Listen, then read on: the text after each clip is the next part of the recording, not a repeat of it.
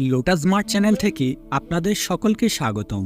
বন্ধুরা, আমরা আজ জানব তা হলো অক্ষয় তৃতীয়ার দিনে ভুল করেও এই ভুলগুলি কখনো আমাদের করা উচিত নয়, যা করলে দারিদ্র্য আমাদের অনুসরণ করবে বহু জন্ম। সনাতন ধর্মে অক্ষয় তৃতীয়া তিথির বিশেষ তাৎপর্য রয়েছে। এই দিনটি অত্যন্ত শুভ। প্রতি বছর বৈশাখ মাসের শুক্লাপক্ষের তৃতীয়ায় এই উৎসব পালিত হয়। চলতি বছরে 10ই মে অক্ষয় তৃতীয়া। একটি ধর্মীয় বিশ্বাস আছে যে অক্ষয় তৃতীয়ার দিনে সোনার গহনা কিনলে জীবনে সুখ ও সমৃদ্ধি আসে এবং আপনি আর্থিক সমস্যা থেকেও মুক্তি পাবেন। তাই এই দিনে অবশ্যই সোনা কিনুন।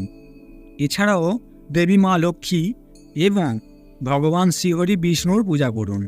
অক্ষয় তৃতীয়ার দিনে এমন কিছু কাজ রয়েছে যা আমাদের ভুল করেও করা উচিত নয়, না হলে দারিদ্র্য আমাদের বহু জন্মের জন্য অনুসরণ করবে। তাই এই দিনে যা করা আমাদের উচিত নয় তা এই ভিডিওতে আপনাদের জানাবো। তবে তার আগে আপনি যদি চান দেবী মা লক্ষ্মীর আশীর্বাদ সবসময় আপনার সাথে থাকুক, তাহলে কমেন্ট বক্সে 3 বার জয় লক্ষ্মী মাতা লিখুন এবং ভিডিওটি যতটা সম্ভব শেয়ার করুন।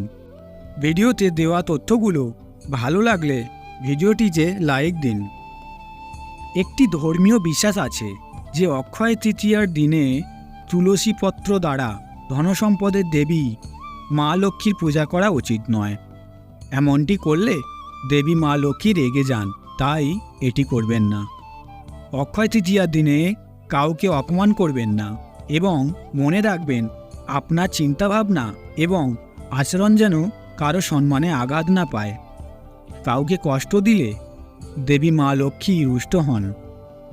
সম্পদের দেবী লক্ষ্মীনারায়ণকে খুশি করতে চাইলে অক্ষয় তৃতীয়ার দিনে মাংস, মদ, রসুন, পেঁয়াজ বা প্রতিহিংসামূলক খাবার খাবেন না।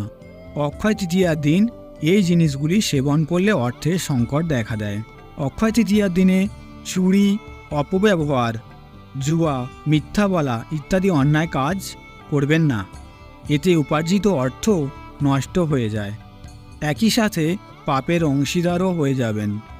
এই দিনে ঘরের উত্তর পূর্ব কোণ, পূজার ঘর এবং দরজা জানালা পরিষ্কার রাখবেন। কোনো নোংরা রাখবেন না। নোংরা জায়গায় মা লক্ষ্মী থাকেন না। এজন্য অক্ষয় তৃতীয়ার দিনে কোনো নিরাপদ জায়গায় ময়লা ফেলে রাখবেন। সনাতন ধর্মের অক্ষয় তৃতীয়ার দিনে সোনা কেনার প্রথা রয়েছে, তাই এই দিনে সোনা কিনবেন, কিন্তু স্টিল বা প্লাস্টিকের পাত্র, আসবাবপত্র কিনবেন না। জ্যোতিষীরা বলেছেন প্লাস্টিকের বা স্টিলের পাত্রে রাহুর প্রভাব রয়েছে, এসব কিনলে ঘরে দারিদ্রতা আসে।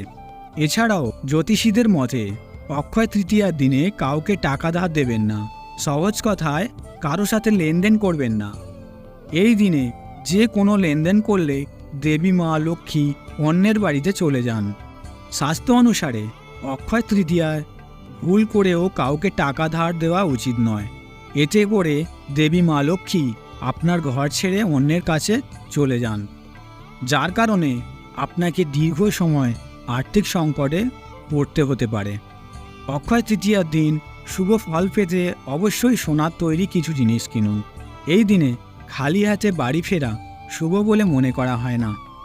যদি সোনা কেনা সম্ভব না হয় তবে আপনি আপনার প্রয়োজন অনুসারে অন্য কোনো ধাতু, যা হলুদ রঙের, পিতল বা তামার তৈরি জিনিসও কিনতে পারেন। অক্ষয় তৃতীয়ার দিনে অন্য কারো বাড়িতে ঘুমানো উচিত নয়, কারণ এটা করা অশুভ বলে মনে করা হয়। তবে নতুন বাড়ি কিনতে চাইলে আপনি কিনতে পারেন। সম্ভবত খুব কম লোকই এটি জানেন, তবে অক্ষয় তৃতীয়ার শুভ উপলক্ষে কোনো নতুন গাছ লাগানো উচিত নয়। এছাড়া আরও অনেক কাজ আছে যা করা থেকে আমাদের বিরত থাকতে হবে। অক্ষয় তৃতীয়ার দিন বাড়ির কোনো অংশ অন্ধকার না রেখে সন্ধ্যায় সর্বত্র বাতি জ্বালান বা খাঁটি ঘি দিয়ে তৈরি প্রদীপ জ্বালান।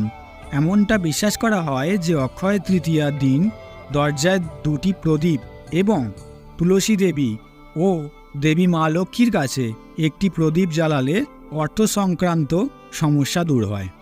অক্ষয় তৃতীয়ার দিনে যদি কেউ আপনার কাছে সাহায্য চাইতে আসে বা কোনো দরিদ্র ব্যক্তি অর্থ বা খাবার চায়, তবে তাকে খালি হাতে যেতে দেবেন না।